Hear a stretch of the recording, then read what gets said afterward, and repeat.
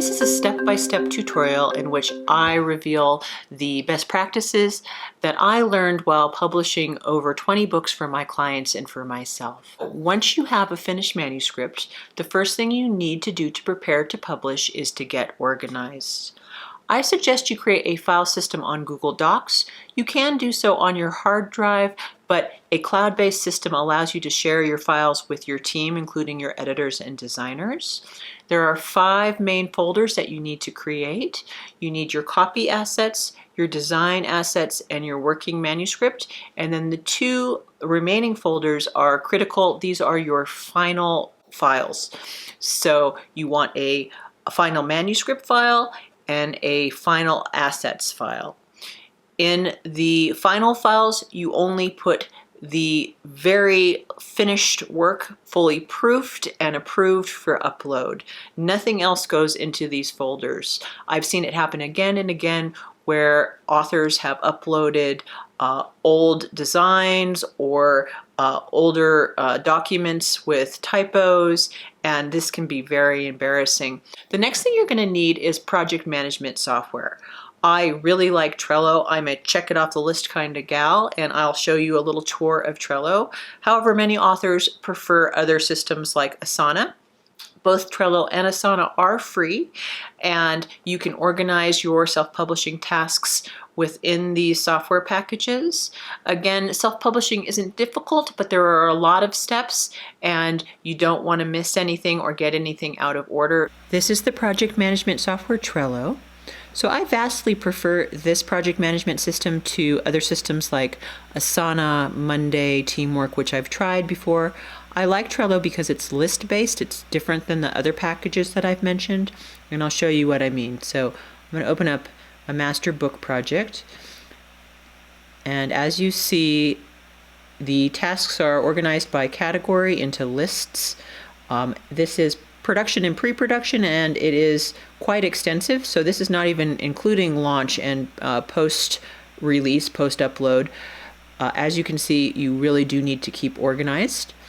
I use my boards a little differently than some others. I like to create master projects, and then when I create a new project, I copy it, and then I add a calendar to the project.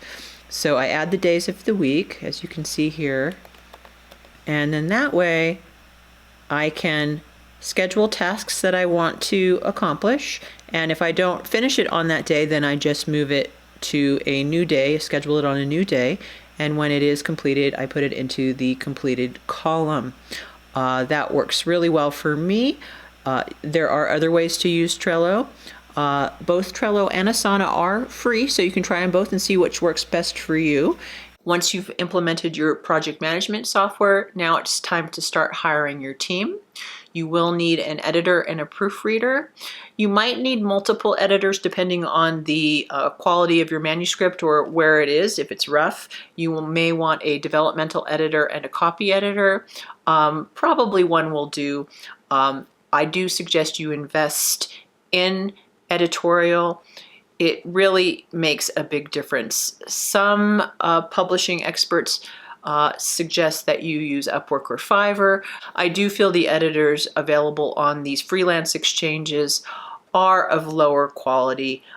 They are inexpensive, but they are probably not full-time professional editors. If you'd like to use a freelance exchange, I suggest using Reedsy. Reedsy is created just for authors and writers. The professionals listed there are highly vetted. To even appear on Reedsy, you need to have published or worked on 10 published books.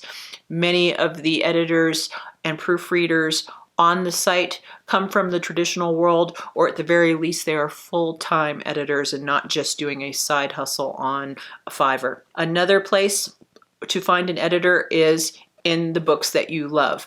I found my editor because I tracked her down through my favorite books. The way you do this is you find well-written and well-edited books, and then you search on Amazon for the editor under the contributors.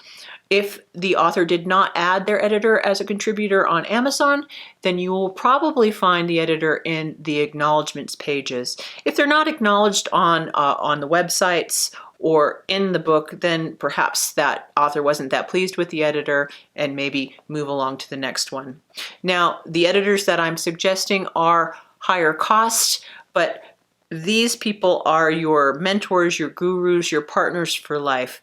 An editor, a good editor, is probably, I think, the most important thing to an author career. Make sure whomever you hire, you test. Send them some test pages to make sure that their work is of good quality. It is very important that you do hire both an editor and a proofreader. You want that final pass. The proofreader has a very different skill set than the editor. Proofreaders will find punctuation errors, spelling errors, all the little things. The next step is to hire your designers. So first up is a cover designer. You again want to hire a good quality cover designer. You can get pre-mades. There are sites like Go On Write and Parker Pre-Mades that do actually produce very good covers, and these are burned once you buy one, so that means that no one else can buy that same cover. So if you're really on a budget, that is an option. If you're not on a budget, I do suggest you hire next level up. You can look at books that you like and you can track down the cover designer. You can also use Reedsy again. I do suggest 99 Designs and to hire one of the higher level designers there, or to run a contest. The good thing about the contest is you're going to get many concepts, and this will give you ideas on directions you want to take for the cover. So on certain books, I have actually run contests to get different concepts. The author or myself was not really clear on the direction we wanted to go. So we ran the lowest priced contest, which is a $1.99 for a Kindle cover. That's just the front cover. And then we got like 80, 90 concepts that really refined our design ideas down. We bought the $1.99 Kindle cover and then took the cover to a higher end designer. So that is an option for you as well. The next designer that you're going to need is a formatter or a page layout designer, and this is equally as important. You can find page layout designers and formatters on 99 Designs as well, also on Reedsy, or you can learn the art yourself. Adobe InDesign is the industry standard, and then there is a package called Vellum that's much easier to use. Amazon actually has their own formatting tools as well. Again, I do suggest that you hire a professional book designer to do your interior. The flow, the spacing, it is a fine art. It's a very subtle art. It's typography. It really makes a difference if you hire a full-time professional to do this work for you. Okay, that's it. Now you have your design and editorial team. You'll be working with them within the project management software and your file system.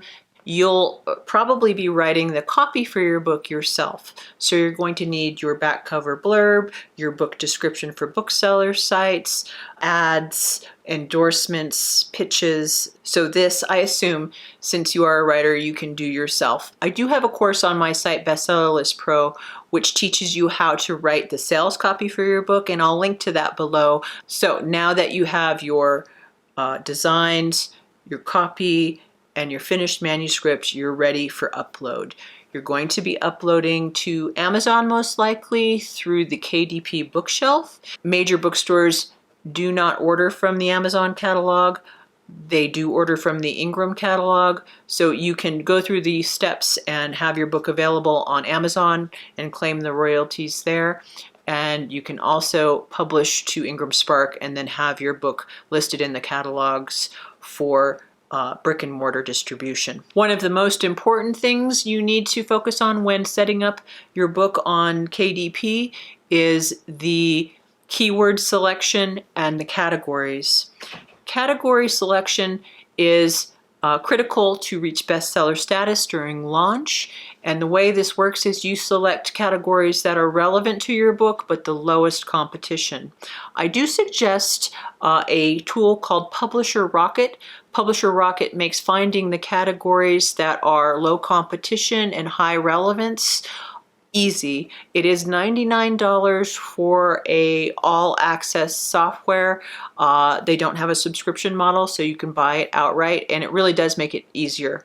Otherwise, you can drill down into books that are similar to yours, see which categories they're placing in, and kind of follow the trail. But you can select up to 10 categories on Amazon, 2 through the bookshelf, and 8 through customer service. And I suggest that you study up and select all 10. So category placement and keyword selection is a critical part of your promotion, but there is so much more that you can do with promotion. So you want to also write out a full promotional plan, and then you can put this into Trello or Asana.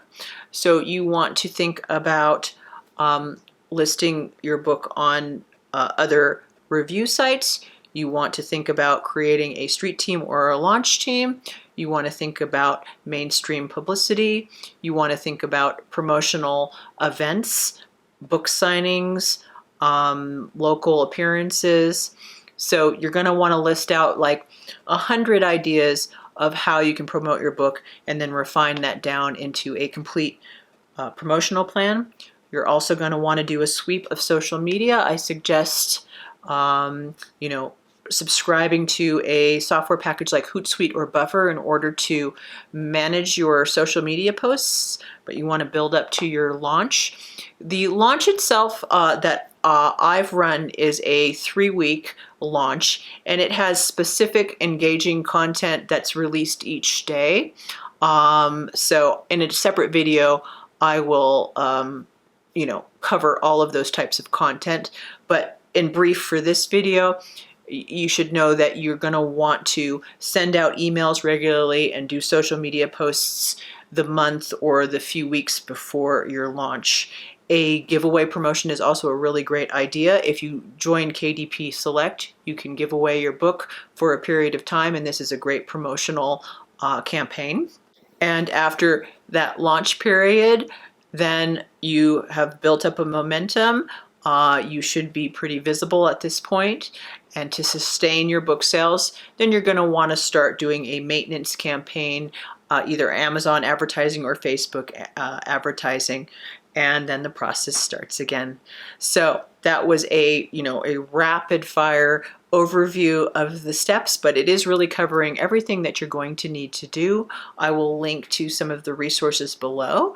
And if you want to take that copywriting course on Bestseller List Pro, I will also link to that course below in the description. Well, I hope you liked that video. If you are interested in creating a full-time sustainable career as an indie author, then make sure to subscribe to this channel, like this video, share it with others. We're building our community, or visit us on Bestseller List Pro. And thank you so much for watching. I'll see you all in the next video.